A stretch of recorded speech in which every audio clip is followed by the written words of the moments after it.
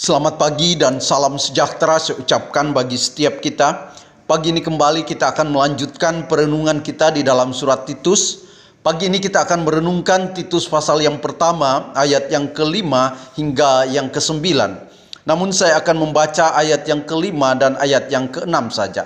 Firman Tuhan demikian, "Aku telah meninggalkan engkau di Kreta dengan maksud ini, supaya engkau mengatur apa yang masih perlu diatur, dan supaya engkau menetapkan penatua-penatua di setiap kota, seperti yang telah kupesankan kepadamu, yakni orang-orang yang tak bercacat, yang mempunyai hanya satu istri, yang anak-anaknya hidup beriman, dan tidak dapat dituduh karena hidup tidak senonoh atau hidup tidak tertib." Saudara-saudara yang kasih Tuhan, bagian firman Tuhan yang kita baca pada pagi hari ini merupakan nasihat Rasul Paulus kepada Titus ketika Titus melayani di Pulau Kreta. Dan Rasul Paulus mengingatkan salah satu tugas yang harus dilakukan secepatnya oleh Titus, yaitu dia harus menetapkan para penatua untuk membantu Titus di dalam melayani Tuhan.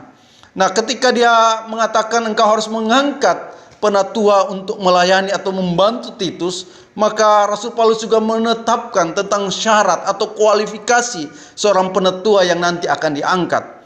Ada 3 hal yang penting dalam bagian ini yang disampaikan Rasul Paulus. Pertama, kualifikasi pertama adalah dia harus memiliki keluarga yang baik. Dia memiliki anak-anak yang baik. Orang-orang yang hidup di tengah keluarga adalah orang-orang yang takut akan Tuhan. Hal yang kedua, dia harus memiliki karakter, memiliki moral yang baik. Sikap hidup, perkataan, perbuatan itu harus selaras dengan Injil. Yang ketiga, dia harus memiliki kerohanian yang baik, memiliki pengetahuan firman Tuhan yang baik, sehingga dia dapat mengajar orang lain. Saudara, mengapa syarat yang ditentukan Paulus itu begitu tinggi? Karena sebenarnya ketika seseorang melayani Tuhan, maka dia harus menjadi role model, dia harus menjadi teladan, menjadi contoh bagi orang yang dia layani.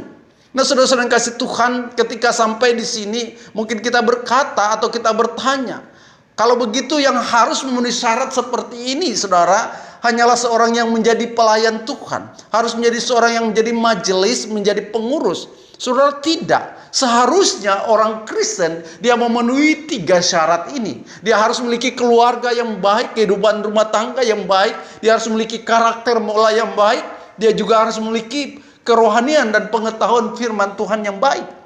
Nah, saudara-saudara yang kasih Tuhan, ini menjadi suatu syarat bukan saja menjadi pelayan Tuhan, tetapi menjadi syarat menjadi pengikut Tuhan. Karena Kristus, karena Tuhan sudah memberikan kepada kita teladan bagaimana kita mau menjadi pengikut Tuhan. Kita harus menjadi terang di tengah-tengah kegelapan. Bagaimana kita bisa menjadi terang di tengah-tengah kegelapan kalau kita hidupnya juga dalam kegelapan. Oleh karena itu, saudara-saudara kasih Tuhan, sebagai anak-anak Tuhan, kita yang melayani Tuhan ataupun yang tidak melayani Tuhan, kita yang menjadi pengurus ataupun yang bukan pengurus, sebagai anggota biasa, kita harus memiliki karakter yang baik, kita harus memiliki rumah tangga, kehidupan rumah tangga yang baik, kita harus memiliki kerohanian yang baik.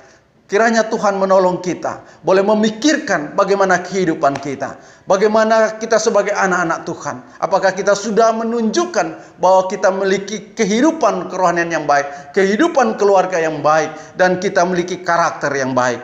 Kiranya Tuhan Yesus memberkati kita semua. Amin.